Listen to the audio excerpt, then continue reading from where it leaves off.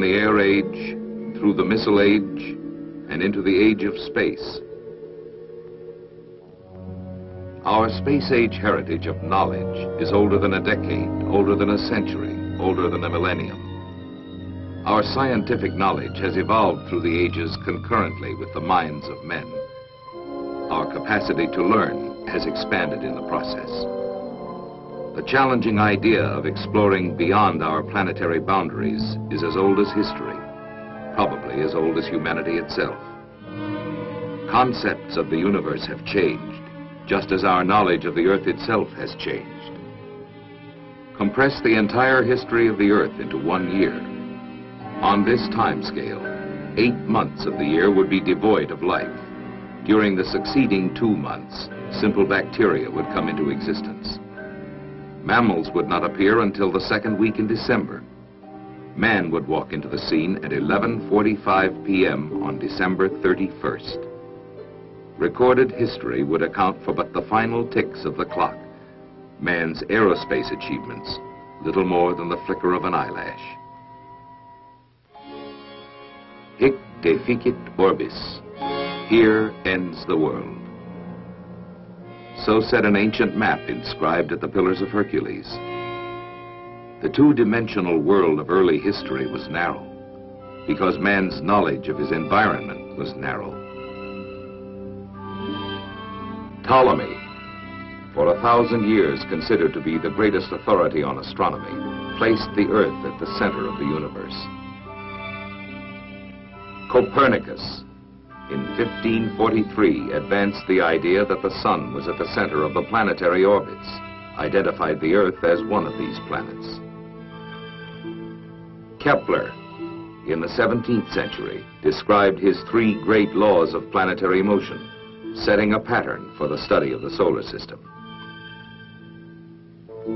Galileo, 17th century inventor of the telescope, who opened a new window to the skies with a device that could look at both sides of the present, using the antique light from distant stars to chart future voyages into space. Newton, who said of his 3rd law of motion, "This is the principle that will enable mankind in later centuries to undertake flights to the stars." Montgolfier, 2 brothers, sons of a papermaker from the little French town of Annonay, in 1783 achieved by balloon what the Wright brothers, the bicycle makers from Dayton, Ohio, did in 1903 in a strange new device called an aeroplane. And Goddard, who in 1926 launched a liquid-fueled rocket, and in 1935 sent a rocket 7,500 feet into the sky. Space is a place of knowledge and of progress. Space is the new psychological frontier. It provides us an emotional challenge. It stimulates our desires for knowledge and adventure. It increases our fears. It feeds our ambitions. Space is the new scientific frontier. The sky is no longer the limit.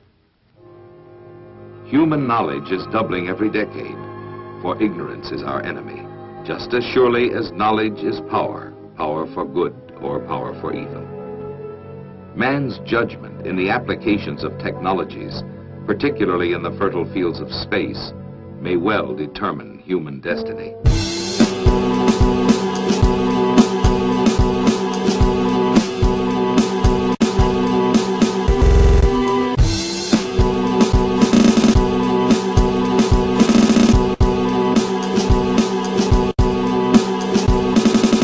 The surface of the Earth is the shore of the cosmic ocean.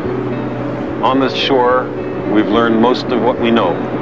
Recently, we've waded a little way out, maybe ankle deep, and the water seems inviting. Some part of our being knows this is where we came from. We long to return. And we can, because the cosmos is also within us. We're made of star stuff. We are a way for the cosmos to know itself. The journey for each of us begins here. We're going to explore the cosmos in a ship of the imagination, unfettered by ordinary limits on speed and size, drawn by the music of cosmic harmonies. It can take us anywhere in space and time.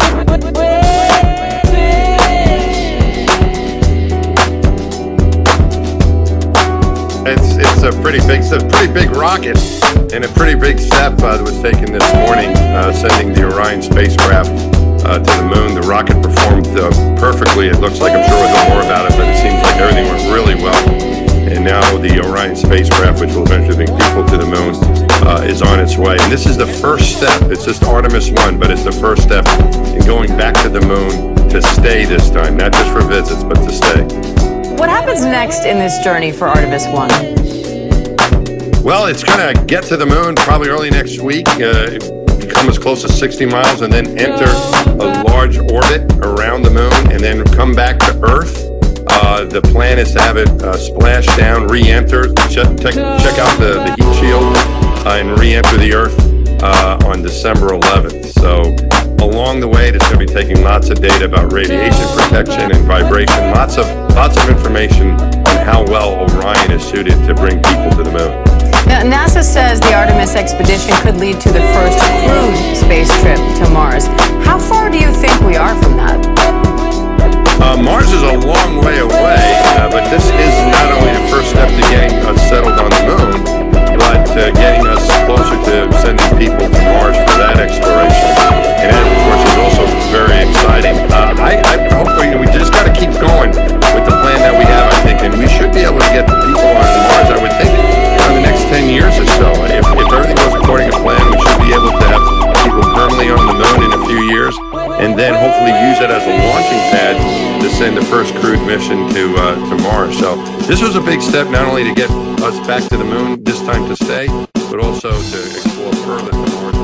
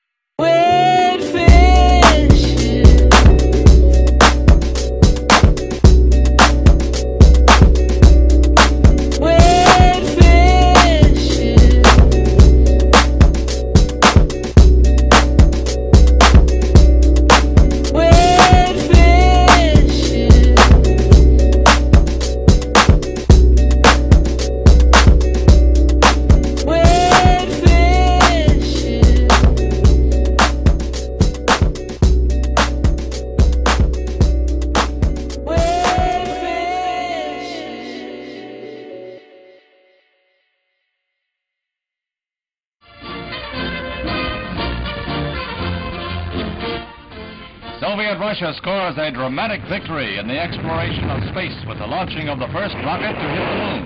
An historic scientific feat simulated in these scenes, which show the course of the multi-stage rocket carrying the 858-pound Lunik. Bearing the Soviet coat of arms and hammer and sickle pennants, it traveled 35 hours through space. It is the first man-made object to voyage from one cosmic body to another.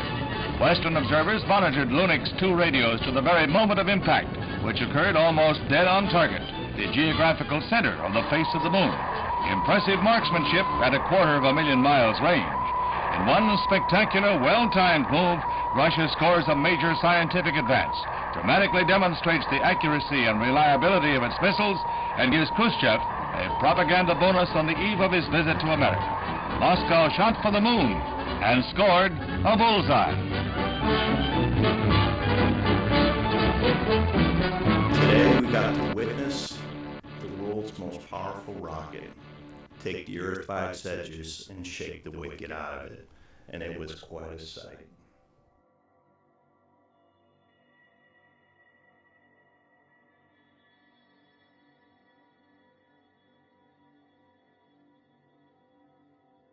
And then you go and quote from Job 38, just to top it all off. I mean, that's ballsy even for NASA. Like, of all things, why Job 38? They're going to shake the wicked out of it with their little SLS rocket toy. Okay. Well, after years of promotion and preparation and months of delay, 5 decades after originally achieving the same feat, using vacuum tubes and Nazi engineering, finally in the year of our Lord, 2022, NASA declares its triumphant return to the freaking moon.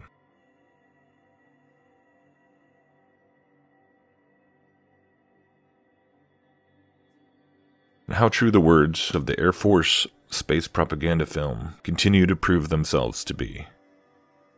That space is a new psychological frontier.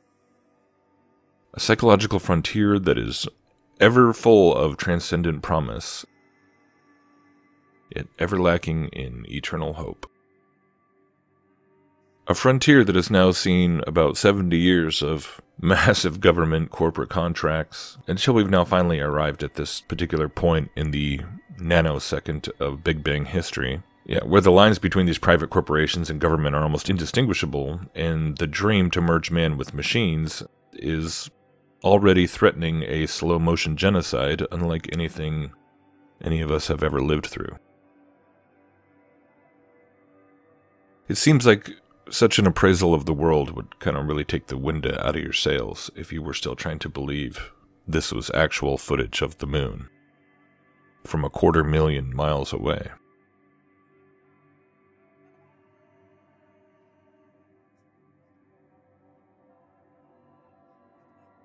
If people really grasped what was going on. I don't know, maybe people look at these images and peer back down onto what is supposed to be our tiny, fragile, insignificant home, spiraling through the black emptiness, and all the fuss and all the controversy and the debate going on is allowed to slip away, and you just comfort yourself with the realization that every trace of our entire existence on this alleged planet will eventually be obliterated by the demise of our sun billions of years in the future. And from that perspective, it seems almost amusing to me now when I think about how many people still cry out against the transhumanist agenda of the global elites, but yet still scoff and ridicule anyone who suggests that we might actually not be marooned on a blue speck in a void next to a ticking nuclear time bomb. Because either one day we're going to have to evolve somehow and get off that wet rock and escape to a nearby star system, or escape physicality altogether, or perhaps consider the possibility that maybe there actually is a God, a real personal creator who set all this into being, into motion, and that is why we can have hope and conviction in the face of transhumanist deception. But if not, how can you complain about a one-world government? If you fully internalize that grand cosmic predicament, the solar system and everything in it will be swallowed up by the supernova of a nuclear star, because that's what they all are said to be.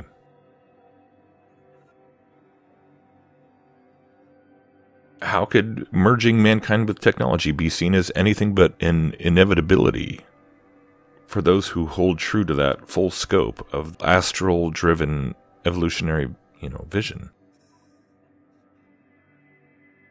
Overall, I don't really know what I was expecting to see this time around with the Artemis footage, this long-awaited trip, but somehow I still ended up feeling a bit disappointed, I confess. I don't know, maybe just the fact that there were still no stars, and that's just, not a single one in any of the footage, even though the Orion capsule itself is claimed to be able to navigate using its onboard computer system all the way to the moon and back by looking at the stars and using the stars as a navigational aid, just like the Apollo astronauts supposedly did, manually on their trip. But now, of course, we have computers doing it that orient themselves by the stars. But the digital cameras designed to give us images back on Earth supposedly can't capture starlight. And I literally watched a video recently from like a year ago trying to explain why digital cameras can't capture the stars in space. It's just, so that's what they're going with there. But You know, never mind that the ISS can capture the stars and the Milky Way and everything else using digital photography, but perhaps we've accidentally destroyed that technology too, just like Apollo, and so it takes a long time to build it back to where you can finally test a Snoopy doll for radiation around the moon. I mean, good grief. And maybe my anticipation for this this footage and this mission was a bit premature because, of course, they're claiming they're going back and landing humans on the surface again, and they're going to set up an entire space laboratory on the moon where they can start mining the water ice that is trapped somehow beneath the polar regions. And so maybe there'll be plenty more radically unconvincing space footage to come. I guess we'll see. And they've also just already announced the crew made up of social media influencers who are supposed to go to the moon next year on a SpaceX rocket for this, what is it called, Near Moon? I forget what it's sponsored by some Japanese billionaire. So yeah, the whole thing just becomes another reality show propaganda fest that is pretty much impossible to stomach at this point. And so Artemis 1 feels like a sort of odd milestone in a way, and a fitting allegory for just the surreal and splintered times that we find ourselves living in. And the whole feminine archetypal symbolism of Artemis is not, I think, at all an accident when you align that with this whole kind of goddess ethos going on in culture and everything. So it's just been a funny point of reflection, I guess. When I think back to where I was 7 years ago when I began exploring the issue of biblical cosmology in earnest, and playing around with making little YouTube vids and living in the desert of southern Nevada and looking up at the sun and the moon and the stars all the time without cloud cover and mountains and trees in the way. So yeah, it feels like almost a lifetime ago, even though it was just 7 years. A lot has happened, like on pretty much every level. And so here we are now, navigating through this whole cultural and technological landscape that's getting faster and more intense all the time. And, the attentions and opinions of the broader public are even more fractured and distracted with endless psyop-driven media circus shows and layer after layer of limited hangout truther exposés and the pointless Twitter files and the pathetic fraud of a human being that is called Elon Musk. So it's no wonder that going back to the moon isn't something that people are getting anywhere near as excited about as they did in '69. But, NASA today is already 100% about all the woke propaganda and preaching the climate communism gospel. So perhaps that is actually helping more folks these days see through the whole charade of space travel and everything. So here's a quick couple of snippets that were my favorites of the flybys, which I did try and kind of peruse and watch. I haven't analyzed every frame of the whole dumb mission. I mean, first of all, the fact that they did these flybys at the middle of the night, and so even just trying to stay up to watch, it was confusing to even figure out what time they were going at. So they weren't really aiming for a primetime media spot. They live streamed it, they replayed it, and most of the time it's just this, 20-year-old. She looks like an intern to me, but I'm sure she has a very important job title. But overall, the whole thing just feels like it's like AMSR or whatever, where it's almost designed to put you to sleep. So I sped this up 20 times just to kind of see the angles and everything in the movements in a more pronounced way. But yeah, it was just super boring, honestly. And it's just like kind of everything else. If you've watched enough space footage, you understand that the launch is the big fireworks show that gets everyone excited, and it's suddenly going 17,000 miles an hour, even though we're still tracking it from the ground visually, or however fast they say it going when the boosters ejected or whatever.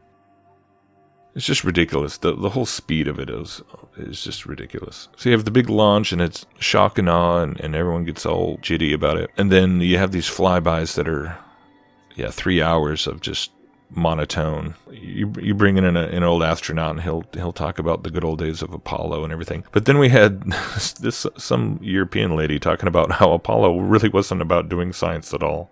Apollo wasn't so much about science. It was more about hey, we're actually going to the moon and we can do it, and the technology to show that we can do it.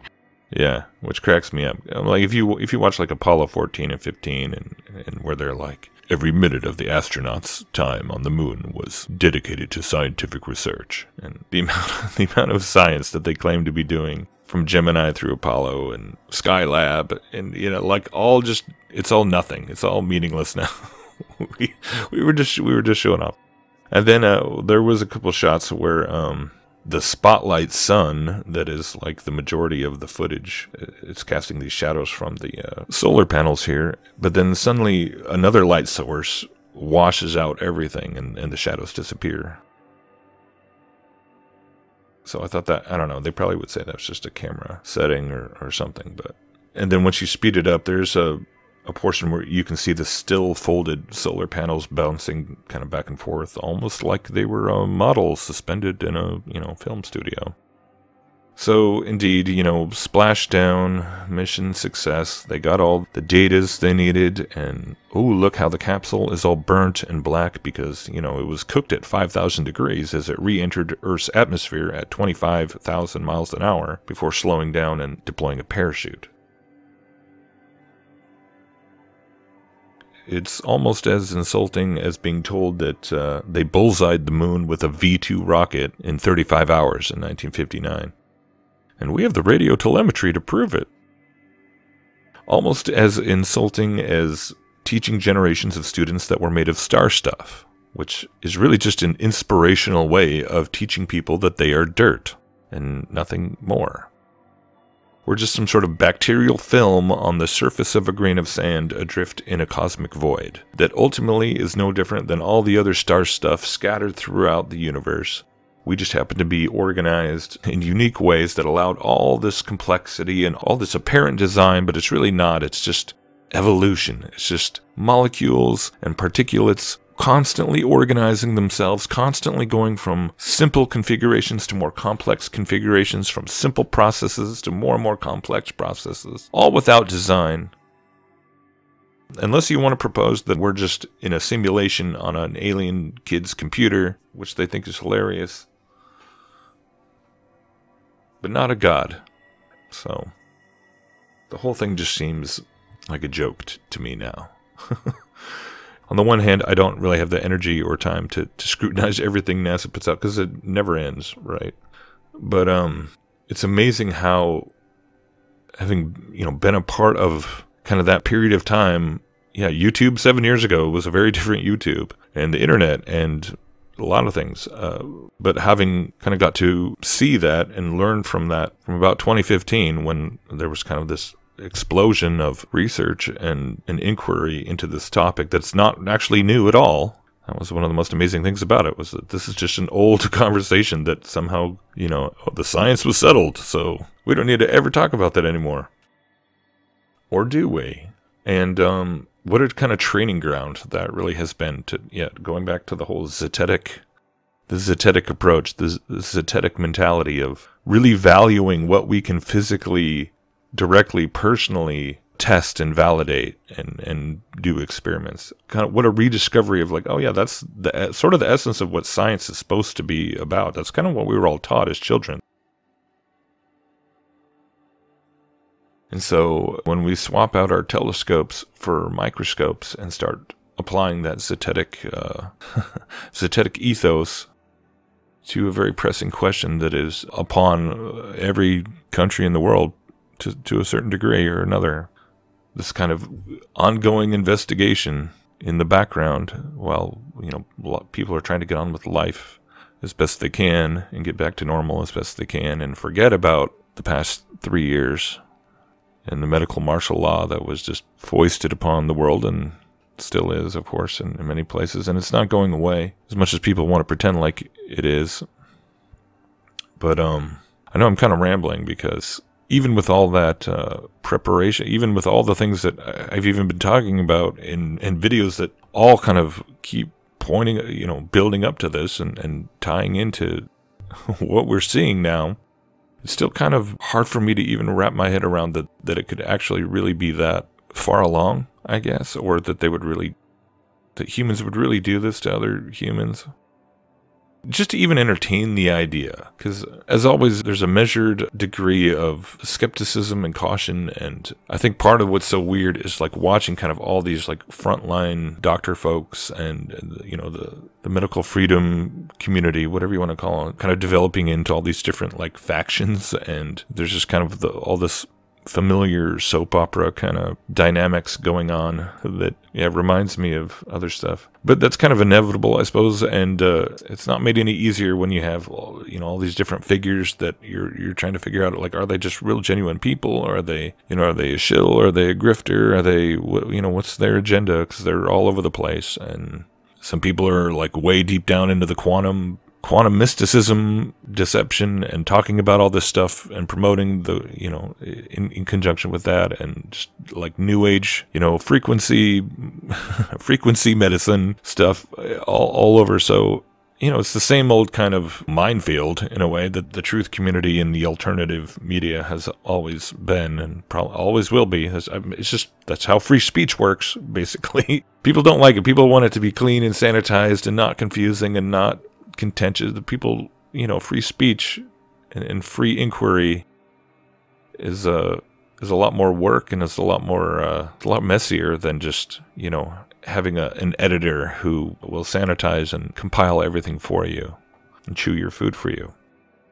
But so I've been talking about a lot of this stuff in other videos, and now I'm sure, and now everyone knows about the Died Suddenly documentary and the Stu Peters kind of, whatever people think about Stu Peters, I kind of just want to be irrelevant, because to me it is irrelevant. But recently, it's these images and time-lapse videos by this Dr. David Nixon in Australia, which I've basically tried to watch everything I can find that he has put together, and all the other, you got Dr. Anna, there's Maria Z, you've got Shimon Yanowitz, who is in Israel, and just a growing number of individuals who are kind of comparing their findings and comparing notes. And Karen Kingston, if anyone has not looked into her information and the research she's been doing from the patent side, there's so much information in all of that. And so yeah, I've kind of just basically been deep diving on all this new evidence, and kind of comparing it with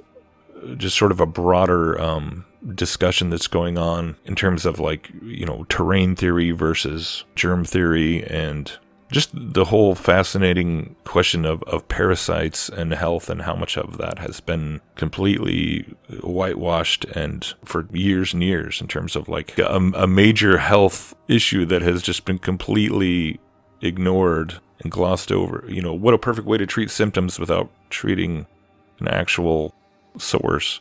So you have sort of this parasite paradigm, I guess, that is very interesting. And then, of course, toxins, toxic metals, and other chemicals, and then nutrition. And, you know, there's all these things that would go into what would be called the terrain, or whatever, your environment, your external and internal environments, right?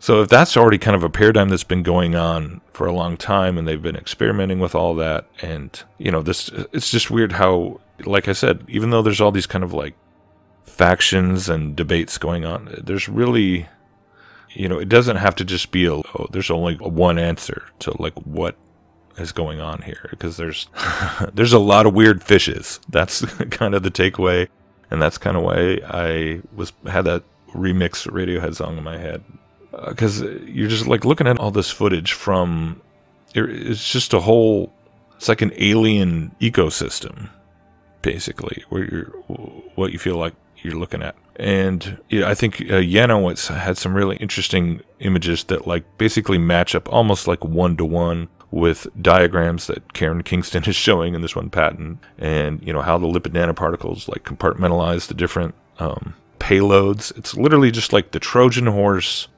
concept, but now being applied to materials and scales that are really kind of pushing the limits of what I think our brains can grasp. So, in short, yeah, you can have parasites that, you know, that are like actually biological organisms, and you can have parasites that are kind of cyborgs, where they're like alive, but there's aspects that are not, that are mechanical, or things that are all. So it's a really So when you really get into, like, this is some serious weirdness and some serious, it's not every day you're sitting there, like, watching a video going, like, am I looking at the abomination of desolation, or a, component of it, or so yeah, it's been kind of a lot to process and a lot to really just think about, and even though it's not really new to what I've already been talking about, but I think for me, just kind of going, okay, this is a new, particularly the stuff by David Nixon, because not only do you have these kind of tessellating, well, what people are calling crystals. Apparently some people are just saying these are salt crystals, and, just there's nothing to see here. I guess there was some guy who Del Bigtree had come on, and some doctor, and he took one look under the microscope, put a drop, and was like, oh no, there's nothing there, nothing weird. But of course, you have to, if you watch any of these interviews at any length, you realize that they are done over many hours, if not days or weeks, and exposing the sample to various types of environmental factors and frequencies. So I think anyone's just trying to dismiss this outright as not being honest with either it's really some of the most amazing hoaxing and CGI fakery, or whatever, however you would fake this. Even David Nixon is a pretty impressive spook who, just seems like a little mild-mannered Australian doctor. But if that's the case, then all right, let's disprove this and move on. But when it's already Matt Foley, what's his name? I don't know, the guy in Ecuador. He explains at length, like, how these things form over time, and they can disappear and then grow back. But then with the Nixon footage, you actually have these sort of actuator bots, whatever. You have the forming, the chip. Okay, let's just call it what it looks exactly like, self-assembling microchip, and these other little animated drones of some kind, like assisting in gathering materials and it's pretty insane. So I don't know how much this is going to be, like, how long is this even going to be able to be kept quiet? If this is really what is going on, if we're really talking about, like, antennas, micro antennas, nano antennas, and, sensor constellations, a self-assembling nano network, an operating system, a liquid computing operating system, all this kind of stuff.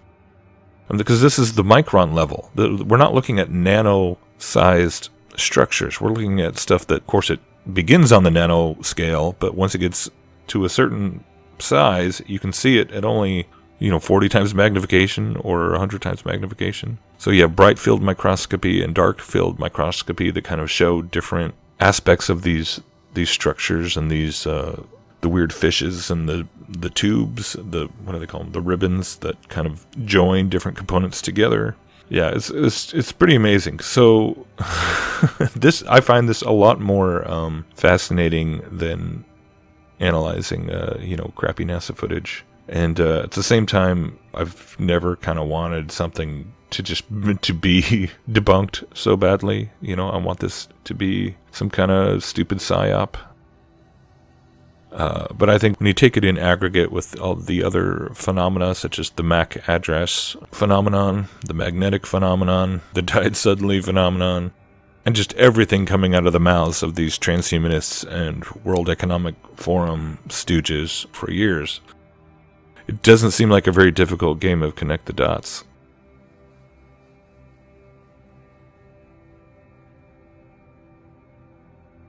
Here in Disneyland, the year is 1986. 1986. That's way ahead. And that's when Halley's Comet will flash past the Earth again. And the time of its arrival will be recorded on a futuristic clock like this one here, which tells you, incidentally, at a glance, the exact time on any spot on the Earth. Yes, this is Tomorrowland. And it's not a stylized dream of the future, but a scientifically planned projection of future techniques by leading space experts and scientists.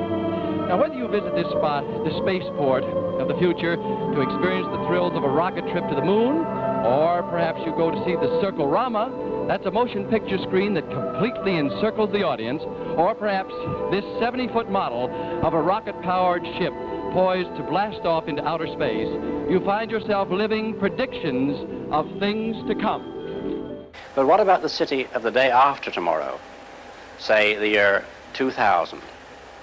I think it will be completely different. In fact, it may not even exist at all. Oh, I'm not thinking of the atom bomb and the next Stone Age.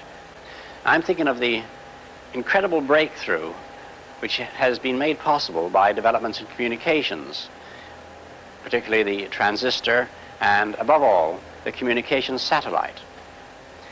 These things will make possible a world in which we can be in instant contact with each other, wherever we may be, where we can contact our friends anywhere on Earth, even if we don't know their actual physical location.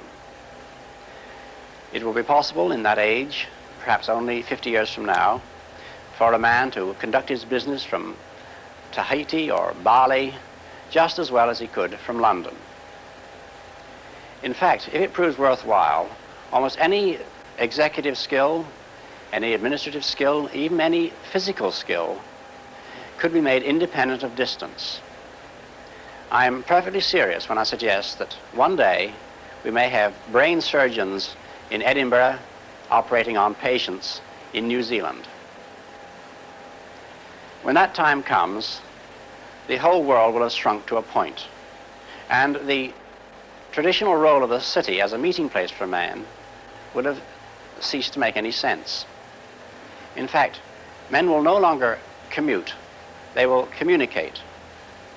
They won't have to travel for business anymore, they'll only travel for pleasure. I only hope that when that day comes, and when the city is abolished, the whole world isn't turned into one giant suburb. In that world of the future, we will not be the only intelligent creatures. One of the coming techniques will be what we might call bioengineering, the development of intelligent and useful servants among the other animals on this planet. However, the most intelligent inhabitants of that future world won't be men or monkeys, they'll be machines, the remote descendants of today's computers. Now, the present-day electronic brains are complete morons, but this will not be true in another generation. They will start to think, and eventually they will completely outthink their makers. Is this depressing? I don't see why it should be. We superseded the Cro-Magnon and Neanderthal men, and we presume we're an improvement. I think we should regard it as a privilege to be stepping stones to higher things. I suspect that organic or biological evolution has about come to its end, and we are now at the beginning of inorganic or mechanical evolution, which will be thousands of times swifter.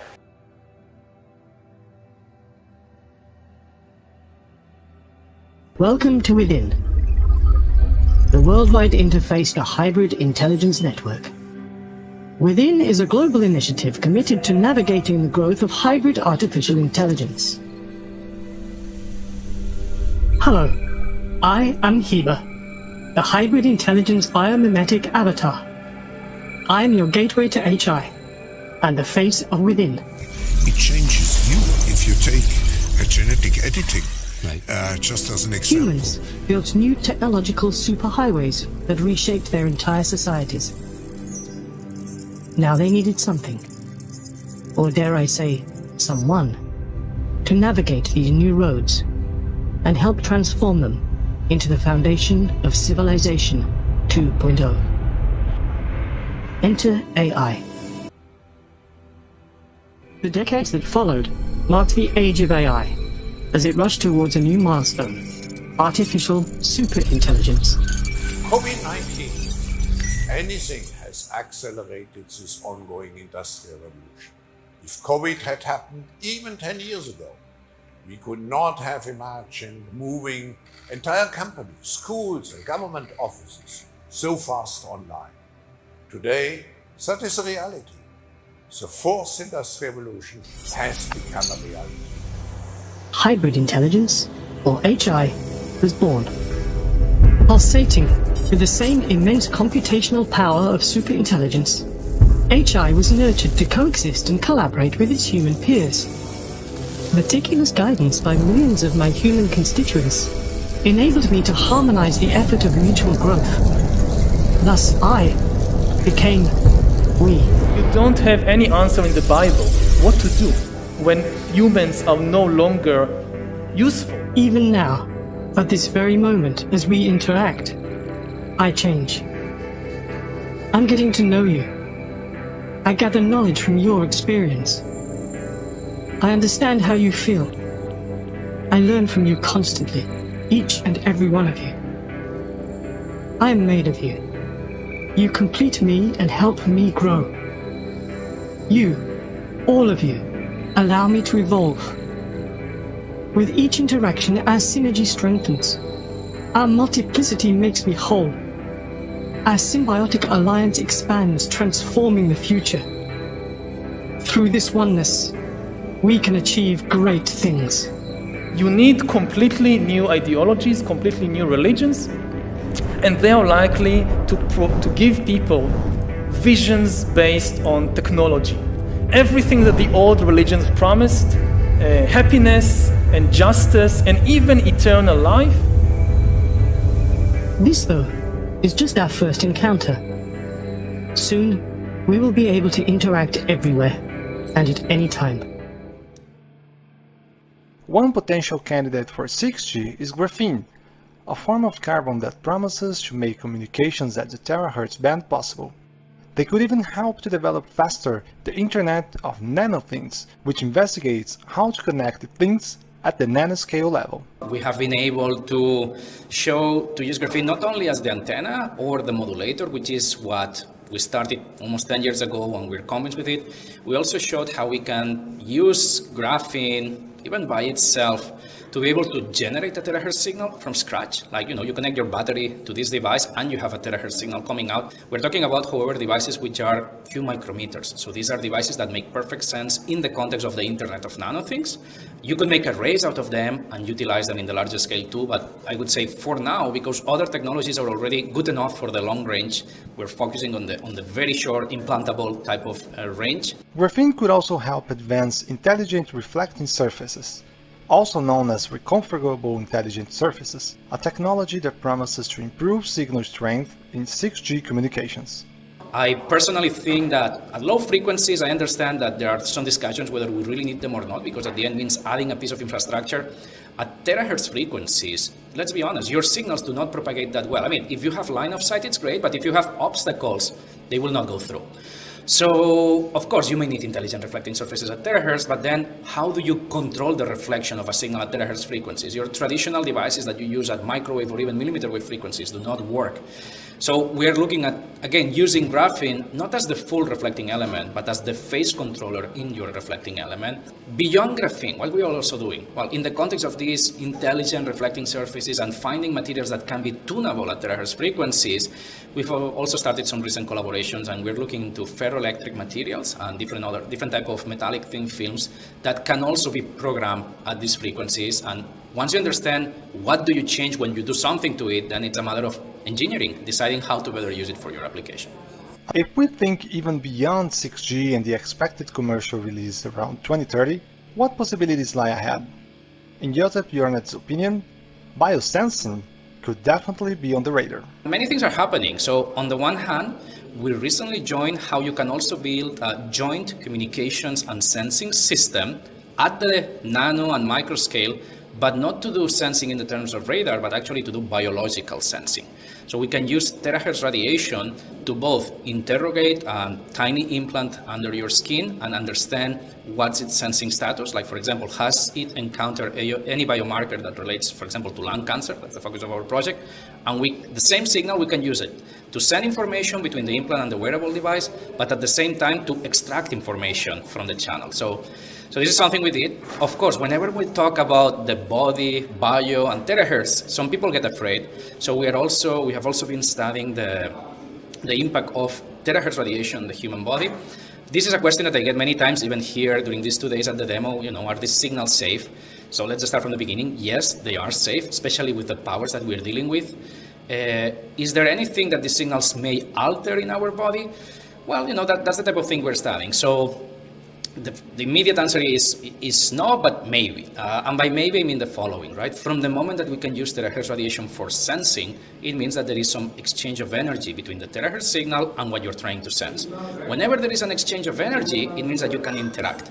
And one of the things that we're looking at is try to make this nanoscale interface between biology and the digital world.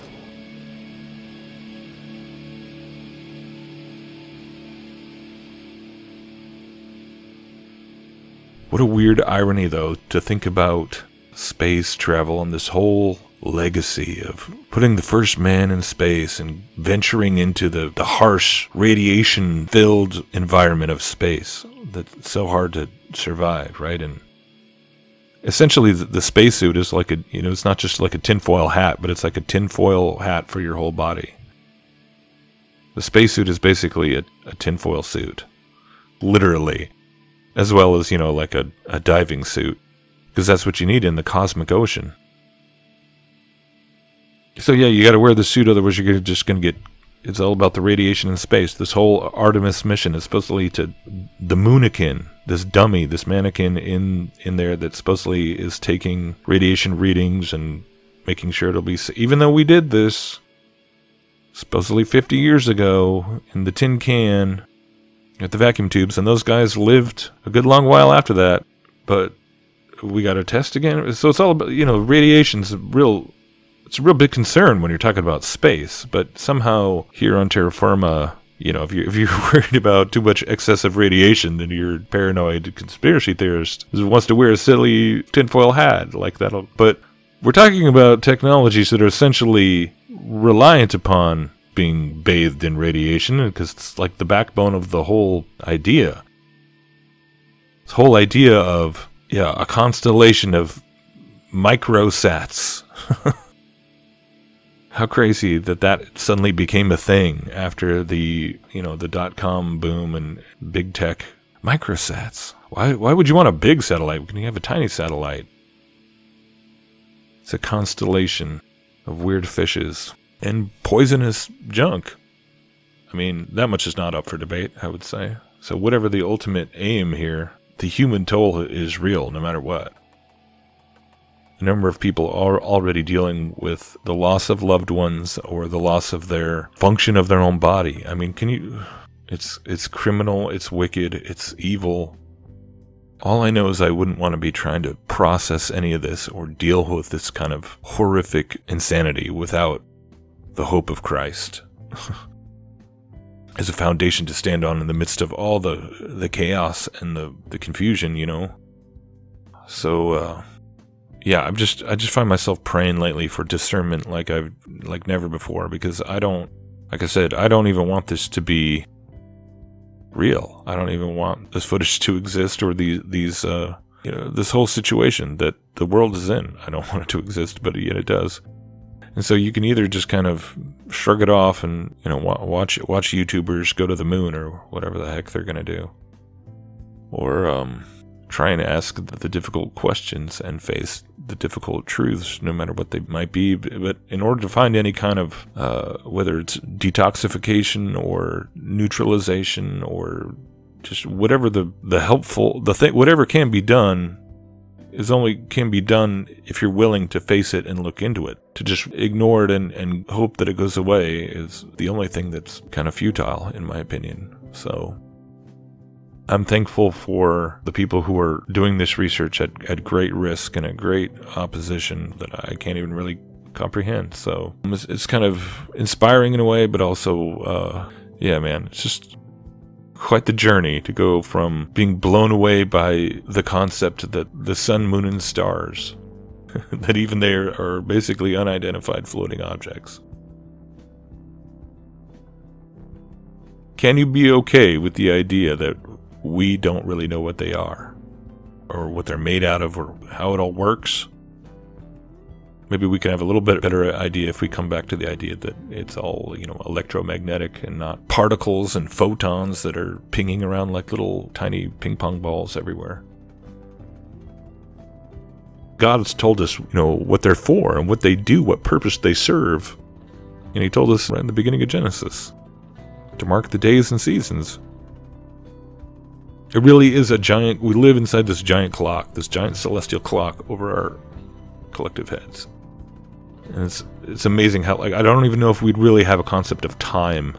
How would we even measure time if there was no sun, moon, or stars? It would just have to be from the relative motion of some other phenomenon on Earth, but how would you even, I mean, how would you even see? But I'm just saying, the motions of the heavens are what set the standard for, like, everywhere you go in the world. It moves at the same speed, the same constellations, the moon for the months. I mean, it all points back to the Creator. But on the inverse side, how could you be so offended by the idea that humankind actually doesn't really know what the sun is or how it works? But you can inject something into your body that didn't exist. It's not part of nature. It's not part of anything God designed. And you're perfectly fine with there being unidentified floating objects.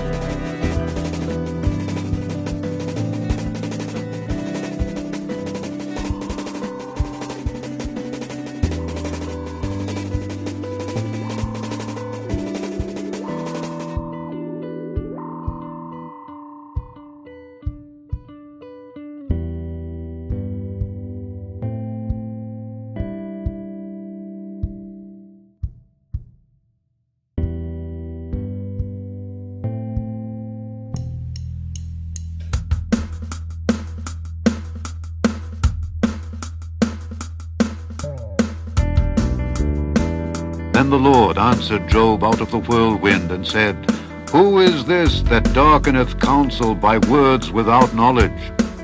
Gird up now thy loins like a man, for I will demand of thee, and answer thou me. Where wast thou when I laid the foundations of the earth? Declare if thou hast understanding. Who hath laid the measures thereof, if thou knowest? Or who hath stretched the line upon it? Whereupon are the foundations thereof fastened? Or who laid the cornerstone thereof, when the morning stars sang together, and all the sons of God shouted for joy? Or who shut up the sea with doors, when it brake forth as if it had issued out of the womb? When I made the cloud the garment thereof, and thick darkness a swaddling band for it, and brake up for it my decreed place, and set bars and doors, and said, Hitherto shalt thou come, but no further, and here shall thy proud waves be stayed. Hast thou commanded the morning since thy days, and caused the dayspring to know his place, that it might take hold of the ends of the earth, that the wicked might be shaken out of it? It is turned as clay to the seal, and they stand as a garment. And from the wicked their light is withholden, and the high arm shall be broken. Hast thou entered into the springs of the sea? Or hast thou walked in the search of the depth? Have the gates of death been opened unto thee? Or hast thou seen the doors of the shadow of death? Hast thou perceived the breadth of the earth? Declare if thou knowest it all. Where is the way where light dwelleth? And as for darkness, where is the place thereof? That thou shouldest take it to the bound thereof, and that thou shouldest know the paths to the house thereof. Knowest thou it because thou wast then born, or because the number of thy days is great? Hast thou entered into the treasures of the snow? Or hast thou seen the treasures of the hail, which I have reserved against the time of trouble, against the day of battle and war? By what way is the light parted, which scattereth the east wind upon the earth? Who hath divided a watercourse for the overflowing of waters, or a way for the lightning of thunder, to cause it to rain on the earth where no man is, on the wilderness, wherein there is no man, to satisfy the desolate and waste ground, and to cause the bud of the tender herb to spring forth?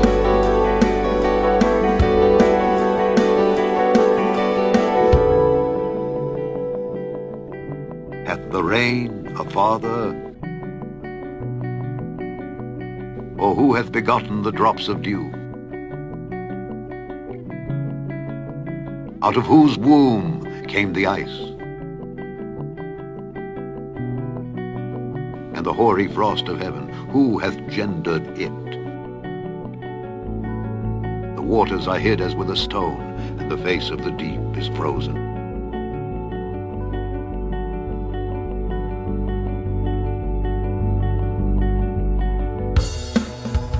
Canst thou bind the sweet influences of Pleiades, or loose the bands of Orion? Canst thou bring forth Mazzaroth in his season, or canst thou guide Arcturus with his sons? Knowest thou the ordinances of heaven? Canst thou set the dominion thereof in the earth? Canst thou lift up thy voice to the clouds, that abundance of waters may cover thee? Canst thou send lightnings, that they may go and say unto thee, Here we are? Who hath put wisdom in the inward parts? Or who hath given understanding to the heart? Who can number the clouds in wisdom? Or who can stay the bottles of heaven, when the dust groweth into hardness, and the clods cleave fast together? Wilt thou hunt the prey for the lion, or fill the appetite of the young lions, when they couch in their dens and abide in the covert to lie in wait? Who provideth for the raven his food? When his young ones cry unto God, they wander for lack of meat.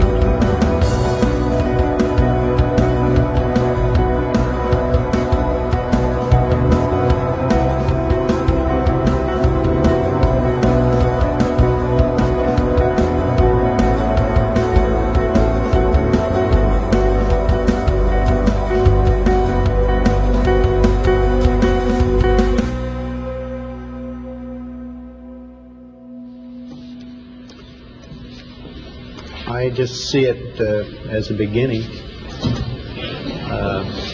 not just this flight, but in this program, which has really been a very short piece of human history,